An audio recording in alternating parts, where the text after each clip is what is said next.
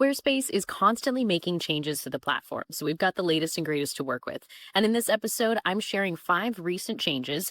2 are pretty cool, 2 are not so cool, and one of them I'm kind of neutral about because it doesn't affect me, but it might affect you. That's what we're covering here in episode 92 of Think Inside the Square.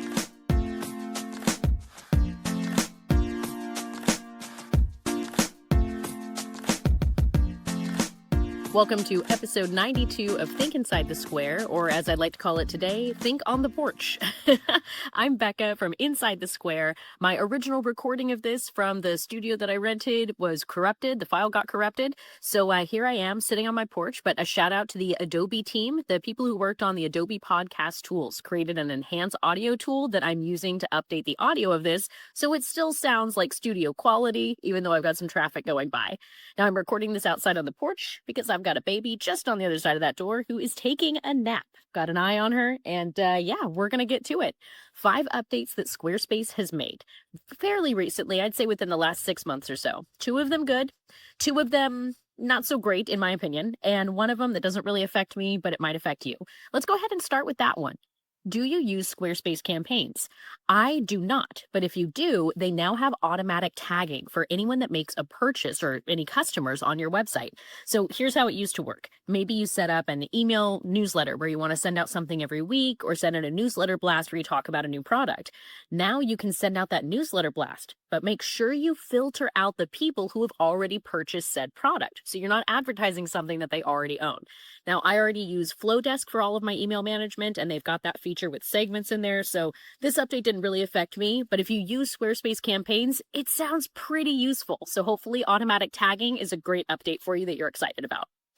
Now, let's talk about another update that I am very excited about. This one has been a long time coming.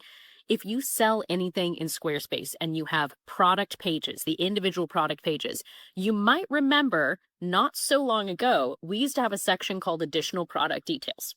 It was classic editor. We could hop in there and add content blocks and add spacers. We couldn't really change it on mobile. There was not a lot of customization that was happening there.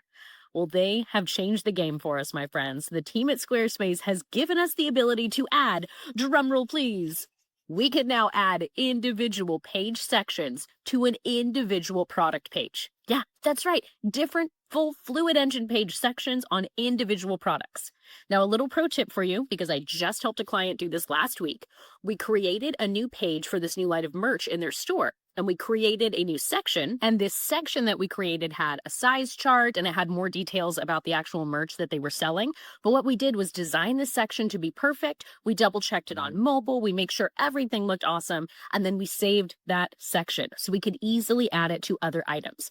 Because the page section that we can now have on individual product pages is a section that you can save, site-wide or account-wide. Definitely a cool feature, and I'm really glad that Squarespace made that update. Now, one of the things that they also changed recently, you probably got an email about it on July 7th, especially if you're based in the United States, they changed pricing on us. Yes, 2nd year in a row. Now, of course, I'm disappointed about a price increase for my own business and the multiple websites I have on Squarespace, because it's definitely difficult to have to adjust a budget halfway through the year, and I know a lot of my clients aren't very happy about it either. But at the end of the day, it's a few more dollars a month. And again, while I do find that disappointing, I also recognize that Squarespace is still my favorite platform for creating content, for hosting everything, for building a site I can easily hand off to a client. And let's be real, I put so much work into these projects already. The idea of moving them from this platform to another one would take so much time and effort. I would have to find a way to build a bunch of workarounds for stuff that I already figured out how to do in Squarespace.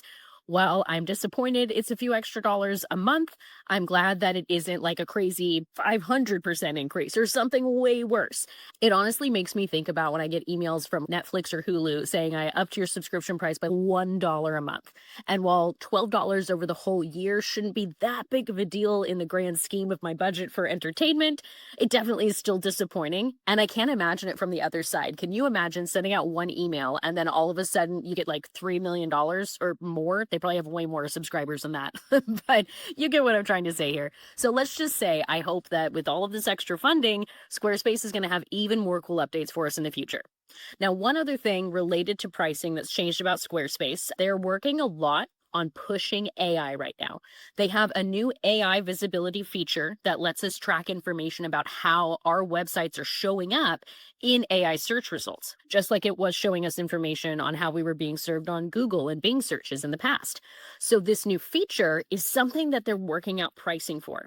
Now, I've got to be totally honest. I was in a meeting not too long ago where they shared the pricing plan for this, and I was definitely like that famous meme of the lady with like all the math and numbers and stuff running around her head. Really, I was super confused with the way that they set up this pricing. So hopefully we'll get some clarity on this in the future. As soon as we do find out what price covers how many prompts and how many answers and all that kind of information, I'll be sure to share it on my blog and in my email newsletter list. So pay attention for that. But I wanted to mention that in my Squarespace updates episode. Something's going on with AI. They're pushing it pretty hard and they're finding different ways to charge us for different types of use. So I will include links in the show notes to the official announcement. Definitely check that out when you've got the time. All right, so I talked about the email change where we can now tag customers and filter them out of emails, talked about the awesome product pages, talked about the change of Squarespace pricing. The email came out on July 7th, so definitely double check your inbox if you didn't see it or log into Squarespace. And I'm going to encourage all of you, log into Squarespace and double check your pricing. See how much you're paying on average, see if you do monthly or annually, what's going on there because things might have changed. All right, and we talked about their AI features, AI visibility, and then we're going to start being charged with the token system they're creating. The ever so complicated, someday I'll understand it token system. And again, the show notes for this episode will have links to all of this information inside thesquare.co/podcast/92. Now, there was one more update that I have to talk about, and that is animations and transformations. Such an exciting update. I get way more into this in a video that I actually did earlier in the year. I show you a lot of behind the scenes, and in a podcast, I'm not going to share my screen and show you behind the scenes, but here's the quick rundown. I have definitely fallen in love with these new features that we have. We've got button blocks, images, shapes, text, and I believe forms as well. Now it's so cool because we can finally do something we've always wanted to do and scoot content blocks around just a little bit, or maybe rotate them just a little bit. We have all of these things we can do for the main like static space of where that particular content block is. That's the transformation side of things. Animations are even cooler. We can do things like have it change size or rotation on a hover. We can do things on a scroll effect when you scroll past the block or even scroll past the section. There are a lot of cool things here, but I will say I do find it ironic. The first code I ever made for Squarespace was how to change the color of a button on a hover. And we still can't do that in Squarespace. We still need code for it, which is a little crazy to me. But anyway, I do think the animations and transformations are cool. They have rolled out to more content blocks. Fingers crossed, they will roll out to even more things in the future. I'd love the ability for us to control a lot more about the way the site interacts with people and how it behaves when someone moves their cursor, for example. We have a few new features available now, and hopefully we'll be getting more later. But animations and transformations, check the show notes for more details. Before you start adding a gazillion of them to your site, one word of caution: use them sparingly.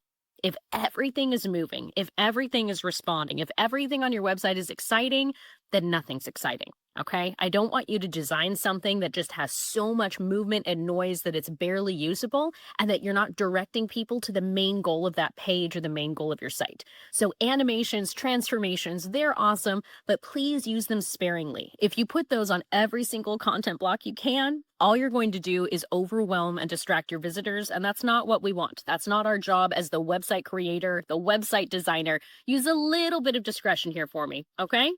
All right, so that's it for the top 5 updates that I wanted to cover. I'm Becca from Inside the Square. I hope you enjoyed this episode of On the Porch.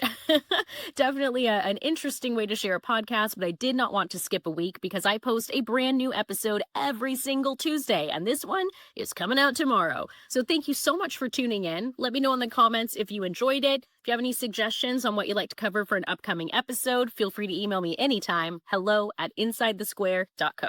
Thank you so much for listening. And most importantly, have fun with your Squarespace website. Bye for now.